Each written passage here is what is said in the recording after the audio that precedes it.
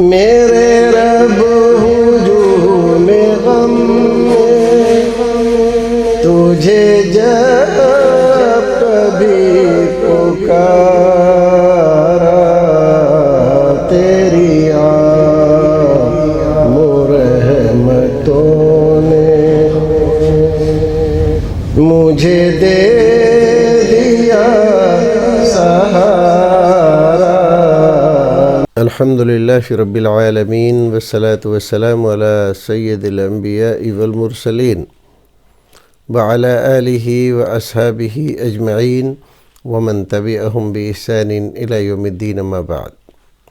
ناظرین، خیر مقدم ہے آپ کا کریم ٹی وی اردو میں۔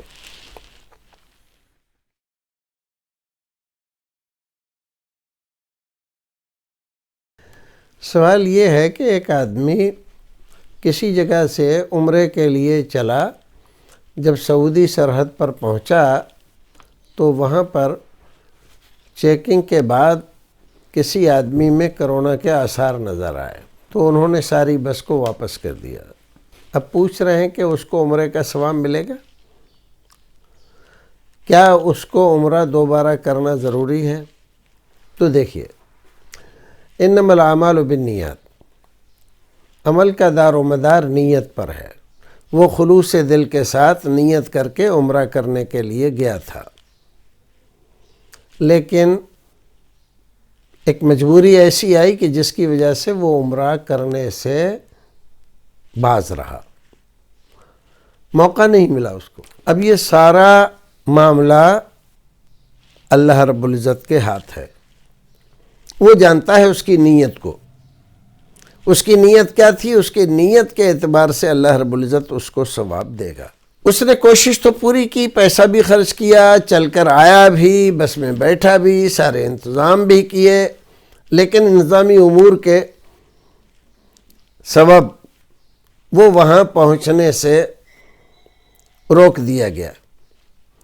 اللہ رب العزت جانتا ہے یہ بندہ کس ارادے سے آیا تھا، کیا کرنا چاہتا تھا، کیوں روک دیا گیا۔ اس نے خود عمرہ کرنے سے انکار نہیں کیا ہے، وہ تو گیا ہی اسی لیے تھا، لیکن وہاں پر کچھ لوگوں نے اس کو عمرہ کرنے سے باز رکھا کسی بھی مجبوری کی بنا پر۔ تو اللہ رب العزت چاہے تو اپنی رحمت سے اس کو عمرے کا ثواب دے سکتا ہے، لیکن اس کو عمرہ پھر کرنا چاہیے۔ رہی بات یہ کہ بعض لوگ یہ کہتے ہیں کہ اگر آپ عمرے کے لیے نکلے ہیں تو اب واجب ہو جاتا ہے آپ کے اوپر، اور واجب کا مطلب یہ ہے کہ اگر نہیں کریں گے تو آپ گنہگار ہوں گے۔ مان لیجئے کوئی صورت ایسی بن جائے، اب یہ دوبارہ عمرہ کرنے کے لائق نہ رہیں، کسی وجہ سے اللہ نہ کرے، تو واجب ہو جائے گا اور واجب کا پورا کرنا بہت ضروری ہوگا۔ یہ کچھ لوگوں کا مسئلہ ہے، سب لوگوں کا یہ مسئلہ نہیں ہے، اور سب لوگ اس سے متفق نہیں ہیں۔ اسے اپنی خوشی سے اللہ رب العزت سے دعا بھی کرنا چاہیے کہ پروردگار اپنے گھر کا دیدار کرا دے اور مجھے عمرے سے سرفراز فرما دے، تو وہ دعا کرتا رہے، اللہ رب العزت کوئی نہ کوئی سبیل اس کے عمرے کی نکال دے گا، اور بہتر یہی ہے کہ اس کو عمرہ کرنا چاہیے۔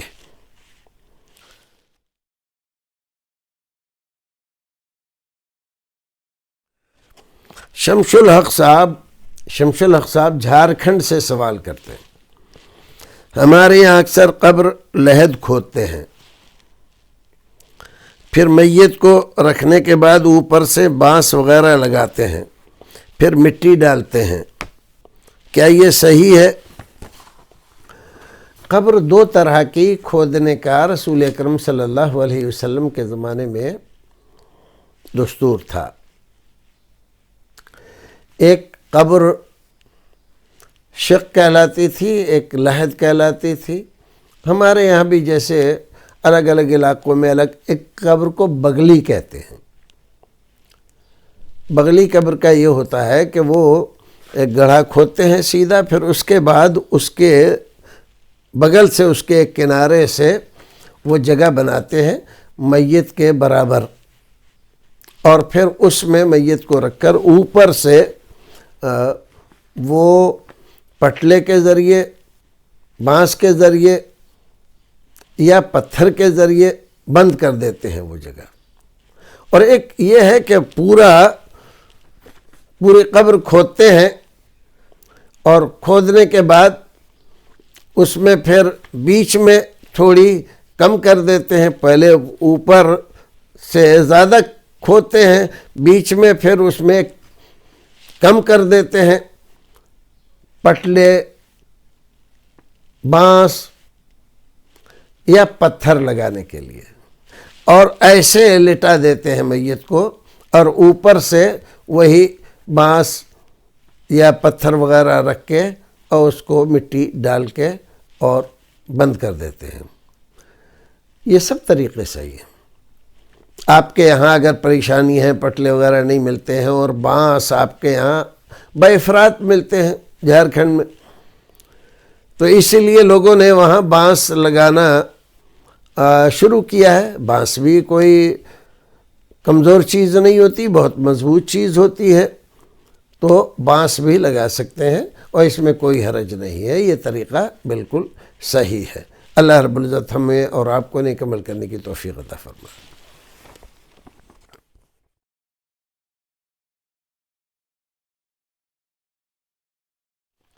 الحمدللہ والصلاۃ والسلام علی رسول اللہ۔ ناظرین، خیر مقدم ہے آپ کا کریم ٹی وی اردو میں۔ محمد عمران کچھ گجرات سے سوال کرتے ہیں، مردوں کے خواب میں آنے کی کیا حقیقت ہے؟ کیا روحیں آزاد رہتی ہیں یا کسی خاص وقت میں انہیں آزاد کیا جاتا ہے، یا یہ سب شیطانی وسوسہ ہے؟ عمران صاحب، خواب کی دنیا الگ دنیا ہے اور اس کا تعلق کسی کے آزاد رہنے، کسی کے قید رہنے سے نہیں ہے۔ آپ نے میت کے بارے میں تو یہ باتیں سب فرض کر لیں کہ روح آزاد رہتی ہے یا قید رہتی ہے۔ آپ ذرا یہ دیکھیے نا کہ ہم دنیا میں رہتے ہوئے اپنے بعض ان دوستوں کو، بھائیوں کو، رشتہ داروں کو خواب میں دیکھتے ہیں جو زندہ ہیں۔ آپ نے رات کو خواب میں دیکھا اپنے کسی دوست کو، وہ آپ سے کچھ کہہ رہا ہے یا کہیں چلنے کے لیے کہہ رہا ہے، یا آپ کہیں گئے ہوئے ہیں کسی اچھی جگہ پر یا بری جگہ پر۔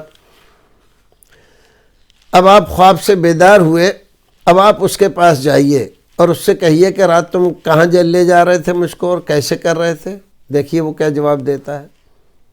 وہ کہے گا، ارے کیسی باتیں کر رہے ہو، میں تو کہیں بھی نہیں لے جا رہا تھا تم، میں نے کب کہا تم کو چلنے کے لیے؟ تم خامخواہ ایسی باتیں کر رہے ہو۔ تو تم کہو گے نہیں بالکل، رات تم ایسا ایسا کہہ رہے تھے، یا مجھے پیسہ دینے کے لیے کہہ رہے تھے، مجھے گالی دے رہے تھے، یہ کر رہے تھے، وہ کر رہے تھے، تو وہ مانے گا؟ نہیں مانے گا۔ کیوں؟ اس لیے کہ خواب آپ نے دیکھا، اس نے نہیں دیکھا۔ تو یہ جو روح سے تعلق ہے دیکھنے کا، اس کا اس کا، تو خواب کی دنیا بالکل الگ دنیا ہے۔ اگر کسی میت کو آپ خواب میں دیکھتے ہیں تو اس کا یہ مطلب نہیں ہے کہ اس کی روح آپ سے ملنے کے لیے آئی ہے۔ آپ کیوں نہیں مان لیتے ہیں کہ آپ کی روح اس سے ملنے گئی ہے وہاں پر جہاں وہ ہے؟ لیکن ہمیشہ یہی مانا جاتا ہے کہ اس کی روح آئی ہے اور وہ آزاد ہو گئی ہے اور ایسا ہو گیا اور ویسا ہو گیا ہے۔ بعض لوگوں نے تو یہاں تک لکھ دیا ہے کہ مرنے کے بعد آدمی کی صلاحیتیں، وسعتیں، طاقتیں بڑھ جاتی ہیں، پھر وہ جہاں چاہے جا سکتا ہے۔ یہ سب بنڈل باتیں ہیں، بوگس باتیں ہیں، کسی حدیث میں ایسا نہیں لکھا ہے۔ اگر وہ نیک آدمی ہے، دیندار پرہیزگار آدمی ہے، جنتی آدمی ہے، تو اللہ رب العزت اس کی روح کو بہت بہتر مقام میں، علیین میں، جیسا کہ بعض روایتوں میں ذکر کیا گیا، رکھتا ہے۔ آرام میں رہتی ہے، جنت میں رہتی ہے، وہاں سے وہ چھوٹ کر ادھر ادھر نہیں جاتی، نہ جانا چاہتی ہے۔ اور اگر آدمی برا ہوتا ہے تو سجین میں رہتا ہے۔ ظاہر ہے کہ وہ فرشتوں سے کیسے چھوٹے گا، اس کو کوئی چھٹی مل رہی ہے، اتوار کہ یہ جمعے کی وہاں چھٹی ہو رہی ہے، فرشتے اس کو چھوڑ رہے ہیں کیا؟ ایسا کچھ بھی نہیں ہے، یہ سب ایسے ہی باتیں۔ خواب میں جو ہم دیکھتے ہیں یہ ہمارے لاشعور کا کام ہوتا ہے۔ ہمارا لاشعور اس وقت بیدار ہوتا ہے جب ہمارا شعور سو جاتا ہے۔ جب ہم جاگتے رہتے ہیں، جاگتے میں بہت سارے خیالات ہمارے دماغ میں آتے رہتے ہیں،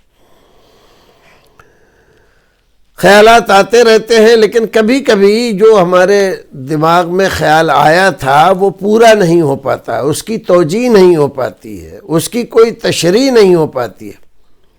جب ہمارا شعور سو جاتا ہے تو لاشعور بیدار ہو کر اس کی توجیہ ہمارے سامنے پیش کرتا ہے، اور خواب کی صورت میں وہ ساری چیزیں ہمارے سامنے لا کر پیش کر دیتا ہے۔ نہ کوئی آیا ہے نہ کوئی گیا ہے، یہ سب کچھ کرشمہ کاری لاشعور کی ہے۔ ایک بات الگ ہے کہ اللہ رب العزت خواب کے ذریعے کسی بندے کو کوئی بشارت دینا چاہتا ہو، کوئی پیغام دینا چاہتا ہو، کسی بات سے متنبع کرنا چاہتا ہو، تو ایک ملک الرؤیا ہوتا ہے۔ اللہ رب العزت نے ایک فرشتے کی ڈیوٹی لگائی ہوئی ہے، وہ خواب میں اس آدمی کو وہ چیز جو اللہ رب العزت اس کو دکھانا چاہتا ہے، متنبع کرنا چاہتا ہے یا بشارت دینا چاہتا ہے، وہ اس کے سامنے خواب میں جب وہ سو جاتا ہے اس کو پیش کرتا ہے۔ اسی لیے کہا خواب نبوت کا 40واں حصہ ہے۔ تو کسی روح کے آنے جانے کا اس سے کوئی لینا دینا نہیں ہے۔ ہم زندہ لوگوں کو دیکھتے ہیں، ان سے جا کر پوچھتے ہیں تو وہ منع کر دیتے ہیں، بھیا میں نہیں گیا نا، میں نے تجھ سے ایسی بات کہی ہے اور یہ سب باتیں ایسے ہی ہیں تیری۔ حالانکہ ہم نے اس کو دیکھا ہے، اس سے بات چیت کی ہے، اس کے ساتھ کھانا کھایا ہے، اس کے ساتھ دوڑ لگائی ہے، کسی جگہ پر بہت اچھے مقام پہ گھومنے گئے ہیں۔ وہ کہہ رہا ہے کچھ بھی نہیں بھائی، میں تو یہیں تھا، کہیں بھی نہیں گیا۔ تو اس کا تعلق ان تمام باتوں سے نہیں ہے جو سماج میں ہمارے بہت سارے لوگ کہتے رہتے ہیں اور انہوں نے مشہور کر رکھا ہے۔ روحوں کو کسی خاص وقت میں آزاد کیا جاتا ہے، ایسی بھی کوئی بات نہیں ہے، اور نہ یہ ہے کہ ہر خواب شیطانی وسوسہ ہوتا ہے۔ ہر خواب شیطانی وسوسہ نہیں ہوتا۔ ہاں کچھ خواب ضرور شیطان کی طرف سے ہوتے ہیں، کچھ خواب ضرور شیطان کی طرف سے ہوتے ہیں، وہ ہمارے لاشعور کے ساتھ کھلواڑ کرتا ہے، وہ ہمیں برائیاں بھی دکھاتا ہے، اور بعض دفعہ وہ ایسی چیزیں دکھاتا ہے کہ جو ہمارے وہم و گمان سے بھی باہر ہوتی ہیں۔ تو کچھ خوابوں کا تعلق شیطان سے ہوتا ہے، کچھ خوابوں کا تعلق فرشتے سے ہوتا ہے، ملک الرؤیا سے، اور کچھ خوابوں کا تعلق ہمارے لاشعور سے ہوتا ہے۔ وہ خود ہی تمام چیزوں کی توجیہ، جواب، وضاحتیں کرتا رہتا ہے ہمارے لیے، اور جب ہمارا شعور بیدار ہوتا ہے تو لاشعور پھر وہ آرام میں چلا جاتا ہے، سو جاتا ہے۔ اللہ رب العزت ہمیں اور آپ کو نیک عمل کرنے کی توفیق عطا فرمائے۔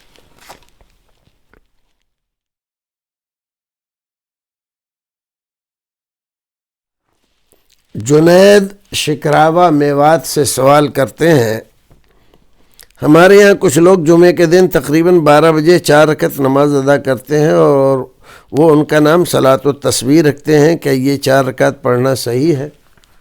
دیکھیے، صلاۃ التسبیح کے بارے میں محدثین کرام کے درمیان اختلاف رہا ہے، اور اچھا خاصا اختلاف ہے، لیکن پھر بھی راجح مسئلہ یہ ہے کہ آپ پڑھ سکتے ہیں،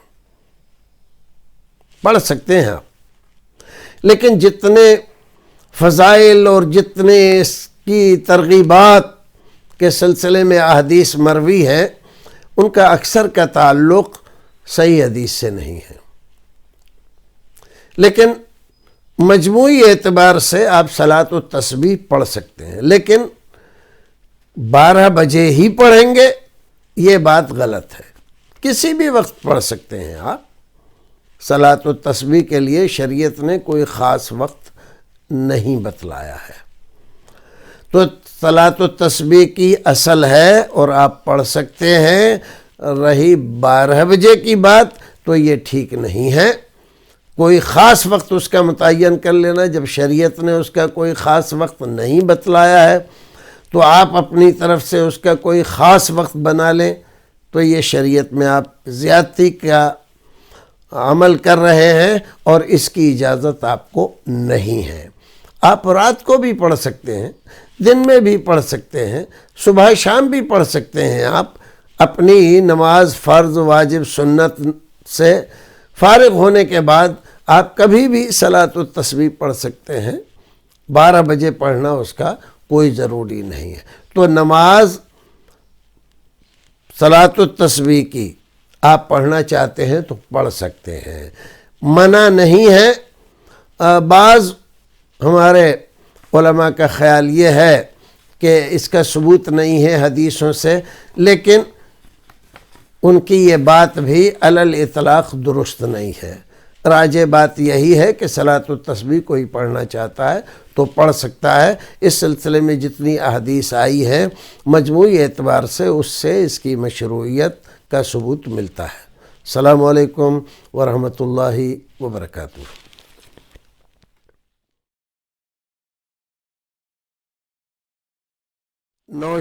نوشاد انصاری نیپال سے سوال کرتے ہیں، نماز کے بعد یا اقامت کے بعد ہاتھ اٹھا کر دعا کرنا کیسا ہے؟ نماز کے بعد کا مطلب فرض نماز ادا کرنے کے بعد، اور اقامت کا مطلب تکبیر تحریمہ کرنے ہو جائے اس کے بعد، جہاں تک ہم سمجھے۔ اگر اقامت کا مطلب ان کے یہاں کچھ اور ہے تو وہ جانیں گے، ہم تو اس کو نہیں سمجھے۔ فرض نماز کے بعد آپ اگر جو اذکار مسنونہ ہیں، رسول اکرم جو دعائیں پڑھا کرتے تھے سلام پھیرنے کے بعد، وہ آپ نے پڑھ لیے، اب آپ چاہتے ہیں ہاتھ اٹھا کر اللہ رب العزت سے کچھ مانگے تو مانگ سکتے ہیں،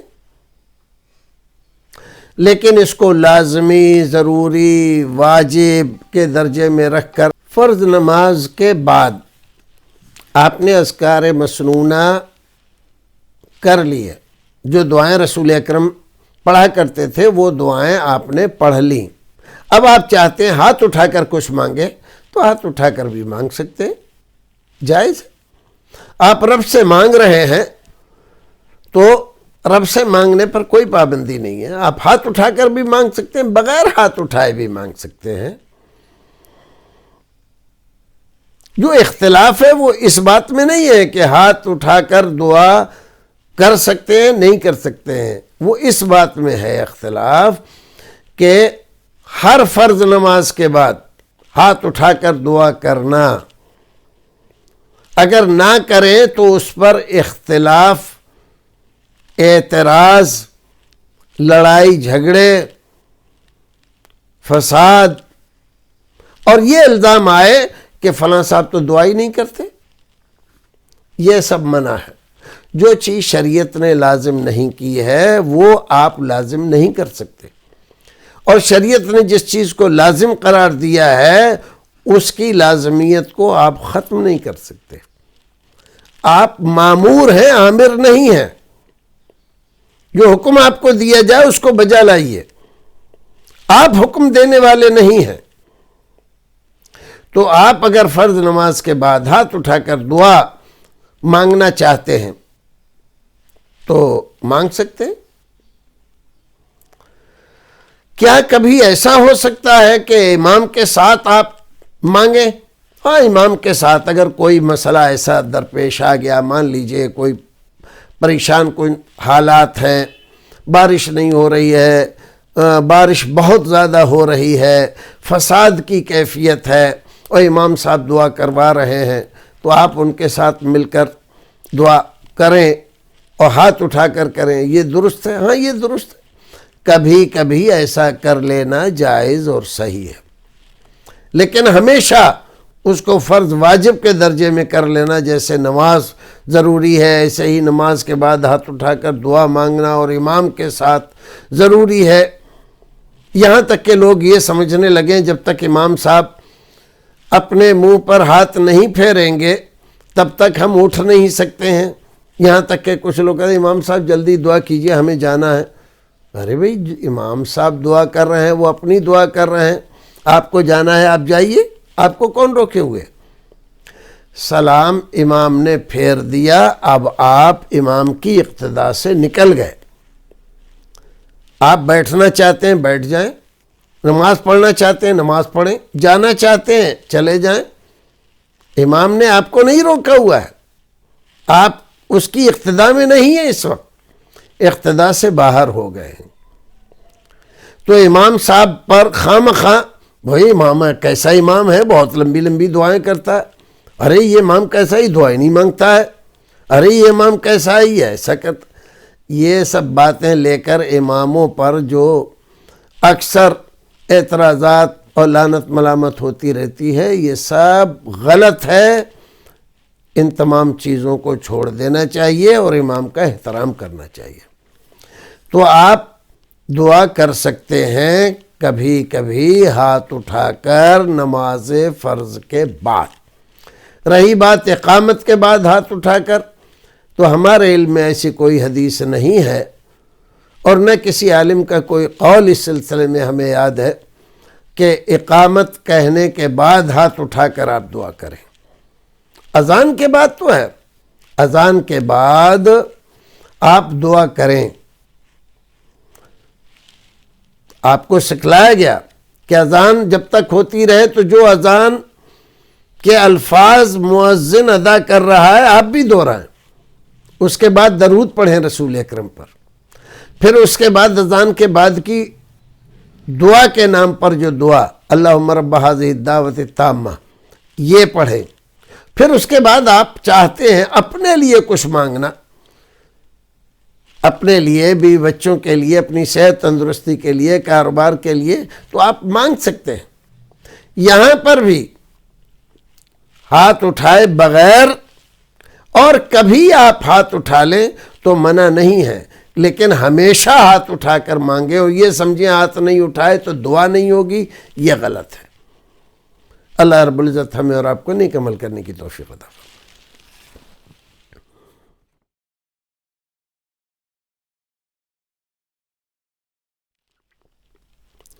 بیجاپور کرناٹک سے ابو بکر صاحب سوال کرتے ہیں، کیا ولیمہ کرنے کے لیے خلوت صحیحہ شرط ہے اگرچہ 1 منٹ ہی کیوں نہ ہو؟ خلوت صحیحہ کا معنی ہوتا ہے کسی ایسی جگہ میں آپ اپنی منکوحہ کے ساتھ چلے جائیں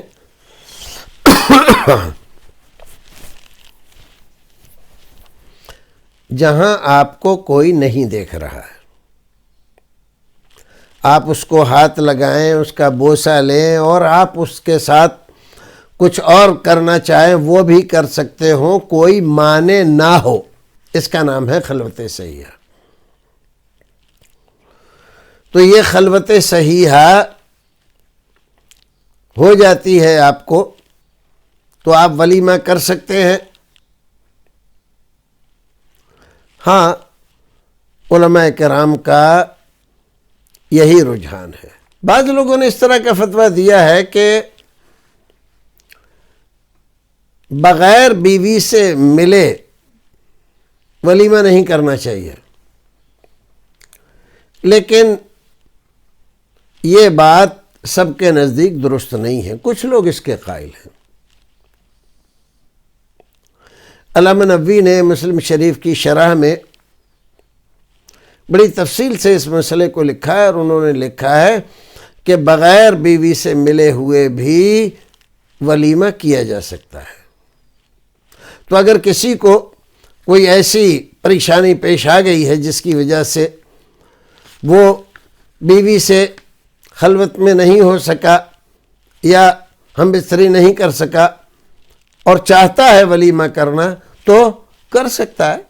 بہتر اور اچھا یہ ہے کہ بیوی سے ملنے کے بعد ہی ولیمہ کرے،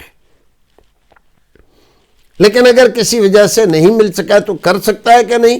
تو کر سکتا ہے، لازم اور شرط نہیں ہے، اچھا، بہتر اور مناسب ہے کہ ملاپ کے بعد ہی ولیمہ کیا جائے۔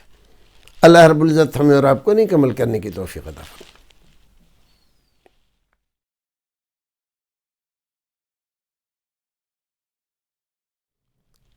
احمد صاحب احمد دہلی سے سوال کرتے ہیں،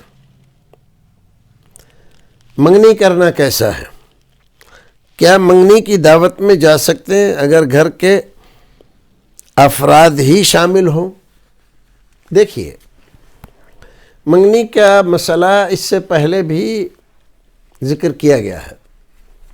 منگنی اصل میں ہمارے یہاں ایک رسم ہے، شریعت نے تو اس کو نہیں رکھا ہے، ہمارے یہاں کا رواج ہو گیا ہے، اور رواج کرنے کے لیے نہیں ہوتے، چھوڑنے کے لیے ہوتے ہیں۔ ہمیں رواجوں کا بندہ نہیں بننا چاہیے، رواجوں سے جہاں تک ممکن ہو سکے پرہیز کرنا چاہیے، سماج کو اس سے بچانا چاہیے۔ اب منگنی کہتے کہ ہم نے کسی آدمی کے یہاں اپنے بچے کا رشتہ چلایا، بات ہو گیا، کہا بھئی ٹھیک ہے، آپ ہمارے یہاں آ جائیے 2-4 آدمی لے کر، اور بیٹھ کے بات چیت ہو جائے گی، جو کچھ ہونا ہوگی۔ وہ ٹھیک ہے، یہ چلے گئے، اس کی کوئی ضرورت تو ہے نہیں، لیکن کسی زمانے میں بہت ساری رسمیں ہوتی تھیں، تو وہ ساری رسمیں طے کرنا پڑتی، یہ ہوگا، وہ ہوگا، ایسا ہوگا، ویسا ہوگا، کہاں ٹھہرائیں گے، کہاں بٹھائیں گے، اور ہمیں یہ چاہیے، کھانے میں یہ چاہیے، پینے میں یہ چاہیے، اور ہمارے ساتھ فلاں صاحب آئیں گے، ان کے لیے ایسا چاہیے۔ تو ایک زمانے میں بیل گاڑیوں پر، رہروؤں پر، ربے پر لوگ جاتے تھے بارات میں، تو بعض لوگ یہ کہتے تھے کہ بھئی ہم نے آپ کو بلایا، آپ کے بیل تھوڑے ہی بلائیں۔ اب وہاں پر جھگڑا ہو جاتا، تو سب کچھ طے ہوتا تھا کہ بھئی اتنے بیل آئیں گے، اتنی گاڑی آئیں گی، اتنے ربے آئیں گے، اتنے رہرو آئیں گے۔ تو یہ ساری باتیں بات چیت میں طے ہو جاتی تھیں، 2-4 آدمی رہتے تھے، پھر اس کے بعد تب برات ہوا کرتی تھی۔ اسی طرح سے یہ منگنی کا سلسلہ یہاں شروع ہوا۔ پہلے تو کچھ خاص لوگ ہوتے تھے، خاص طور سے نائی کہلاتے تھے، وہ لوگ جاتے تھے سب رشتے دیکھنے کے لیے، بات چیت کرنے کے لیے، اور وہی طے کرتے تھے، پھر اس کے بعد یہ مسئلے آگے چلتے تھے۔ اب وہ ظاہر ہے کہ وہ چونچلے رہے نہیں، کیونکہ لوگوں کی مالی حالت ویسی رہی نہیں، زمینداریں ختم ہو گئے، نوابیاں ختم ہو گئیں، جو ان تمام چیزوں کا سبب تھیں، تو اب تو یوں ہی رہ گیا معاملہ۔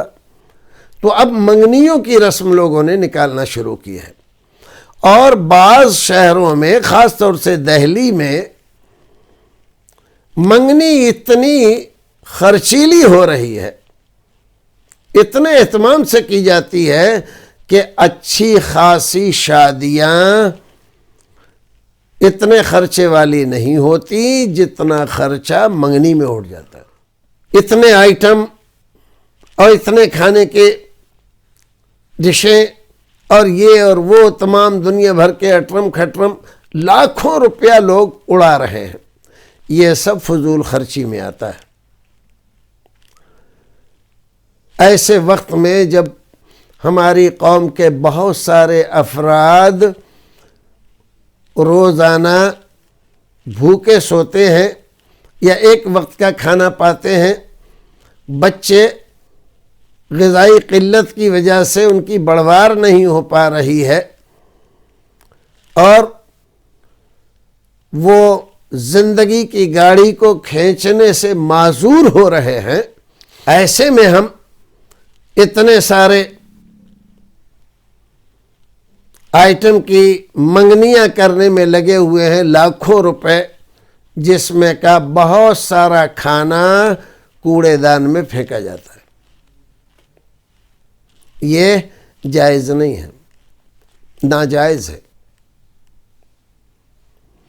علماء کرام کو بھی اس میں توجہ دینی چاہیے، اور جو سربراوردہ لوگ ہیں ان لوگوں کو بھی اس میں توجہ دینی چاہیے۔ برائی کو روکیں گے تب رکے گی، برائی اپنے آپ نہیں رکے گی۔ اور قوم کی اکثریت تو ناسمجھ ہے، بغیر یہ دیکھے ہوئے کہ اس سے نقصان کیا ہو رہا ہے، اس سے فائدہ کیا ہو رہا ہے، کہ یہ چلے جا رہے ہیں۔ اب کوئی آدمی اس لیے نہیں جاتا کہ یہ رسم ٹھیک نہیں ہے اور اس سے سماج میں بہت سی برائیاں ہو رہی ہیں، تو لوگ اس کو متون کرتے ہیں، لو میاں یہ تو کسی کے فنکشن میں شریک نہیں ہوتے، کسی کی خوشی میں شریک نہیں ہوتے۔ اچھا، اب اس کو اتنا ٹارگیٹ کیا، لان تان کیا کہ وہ شریک ہونے لگا۔ اب کل کو اس کی بچی کا رشتہ ہوا ہے تو اب لوگ اس پہ دباؤ ڈال رہے ہیں کہ بھئی منگنی کرو۔ وہ کہہ رہا بھی میں نہیں، اس کو صحیح نہیں سمجھتا، میں کیوں کروں؟ تو کہتے واہ، کھانے کے لیے صحیح تھا اور کھلانے کے لیے غلط ہو گیا۔ اب دیکھیے، اب دوسرے انداز سے پکڑ رہے ہیں۔ شیطان ایسا لوگوں کے پیچھے پڑا ہوا ہے کہ انہیں ہر حال میں غلط چیز کا عادی بنا دیتا ہے۔ اب وہ کرتا ہے تب بھی لوگ اس کو نہیں چھوڑتے، کہتے لو کل تک لوگوں کو منع کرتے تھے منگنی مت کرو، منگنی مت کرو، جائز نہیں ہے، یہ نہیں ہے اور وہ نہیں ہے، آج خود ہی کر رہے ہیں بھائی صاحب۔ لوگوں کا بھی بھائی ٹھیک نہیں ہے، دوسروں کے لیے فتوے جھاڑتے ہیں، اپنے لیے سب فتوے ختم ہو جاتے ہیں۔ اب اگر نہ کرے تو بھی لوگ نہیں چھوڑتے اس کو، کہتے ہیں لو کھانے کے لیے جائز ہے، کھلانے کے لیے جائز نہیں ہے۔ لوگوں کی بھی عجیب حالت ہو گئی ہے، کھانے تو پہنچ جائیں گے خوب چوڑے ہو کر اور خوب لمبے لمبے ہاتھ کر کے کھائیں گے، اور کھلانے کا جب موقع آیا تو اب فتوے لیے بیٹھے ہوئے۔ ارے جینے دو یار، لوگوں کو جینے دو، کیا کر رہے ہو؟ برائیوں کے لیے آدمی کا جینا مرنا سب دشوار کر دیا تم نے۔ نہ اس کو ایسے چھوڑتے ہو، نہ اس کو ویسے چھوڑتے ہو۔ یہ جو لوگ بھی بڑی بڑی مہنگی منگنیاں کر رہے ہیں، یہ سب مجرم ہیں، سماج میں برائی پھیلانے کا ذریعہ اور سبب ہے، سماج کو مصیبتوں اور پریشانیوں میں پھنسانے کا سبب ہے۔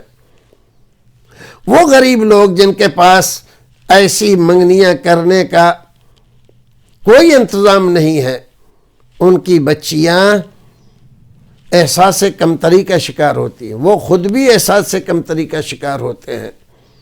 یہ احساس کمتری زندگی بھر بیماری بن کر ان کو لگ جاتا ہے، اور وہ حوصلے ہار بیٹھتے ہیں۔